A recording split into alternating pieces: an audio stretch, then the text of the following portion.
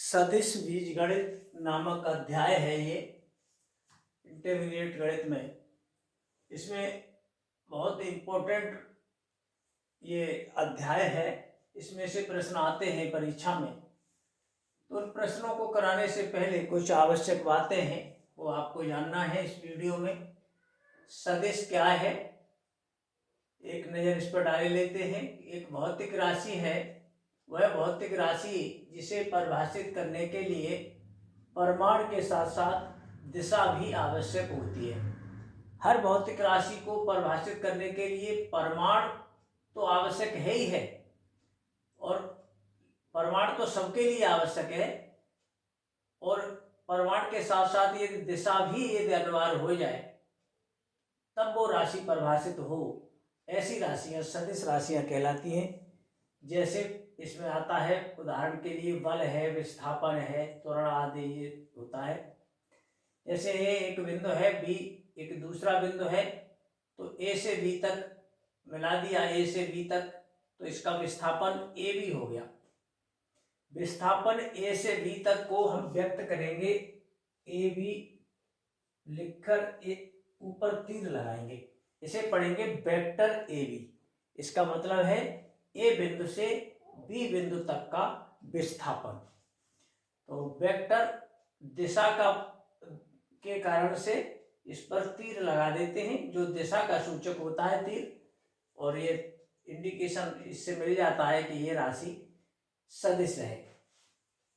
तो इसे vector A B पढ़ते हैं। तीर ए से बी तक, विस्थापन ए से बी की ओर है, तो ए से बी ए बी लिखकर इसे वेक्टर ए बी पढ़ेंगे, तीर ए से बी की ओर लगा देंगे।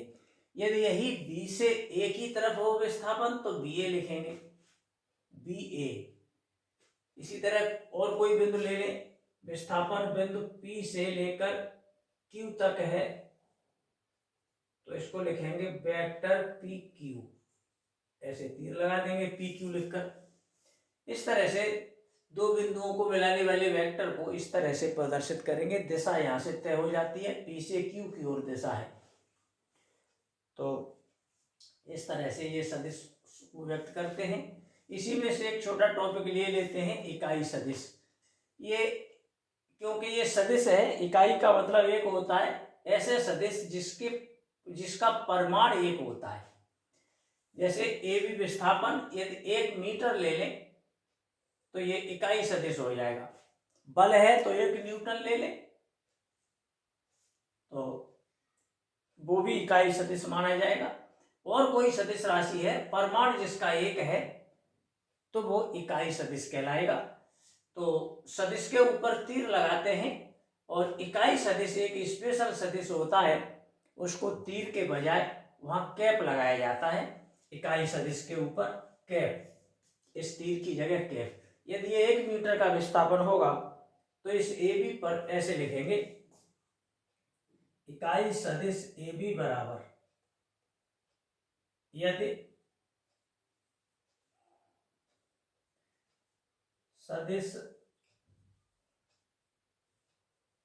ए बी का परिमाण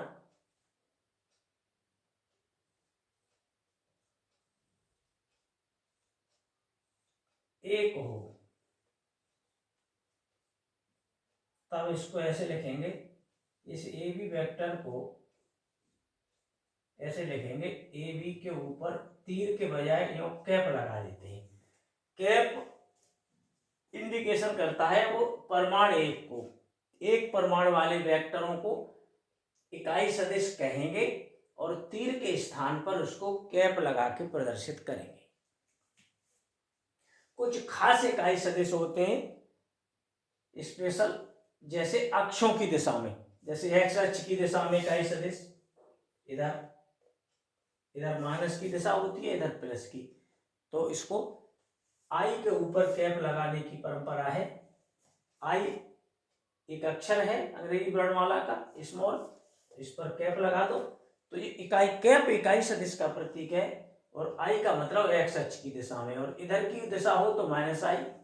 ऐसे ही वाई अक्ष की दिशा में जो इकाई सदिश होगा उसे जे मानते हैं, नीचे की दिशा में माइनस के, और जेड एक्स की दिशा इधर को है तो प्लस का के मानते हैं इकाई सदिश, और अंदर की दिशा में इकाई सदिश को माइनस का के मानते हैं। तो ये लंब दिशाएं होती हैं अक्षों की, इनमें इकाई सदिश आई जे के मानने की परंपरा चल रही है। कुछ और बातें बताएंगे वेक्टरों की, इसके बाद प्रश्न कराए जाएंगे। धन्यवाद।